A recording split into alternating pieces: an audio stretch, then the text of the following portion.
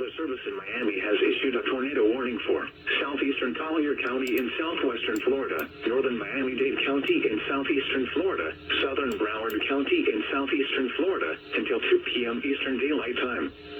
At 1:31 p.m. Eastern Daylight Time, a severe thunderstorm capable of producing a tornado was located 10 miles northeast of 40 Mile Bend, or 25 miles west of Miramar, moving northwest at 20 miles an hour. Hazard, tornado. Source, radar indicated rotation. Impact, flying debris will be dangerous to those caught without shelter. Mobile homes will be damaged or destroyed. Damage to roofs, windows, and vehicles will occur. Tree damage is likely. This tornadic thunderstorm will remain over mainly rural areas of southeastern Collier, northern Miami-Dade, and southern Broward counties. Take cover now.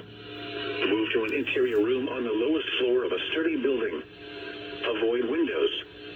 If you are outdoors, in a mobile home, or in a vehicle, move to the closest substantial shelter and protect yourself from flying debris. Repeating, a tornado warning has been issued until 2 p.m. Eastern Daylight Time for the following county: Collier, Florida,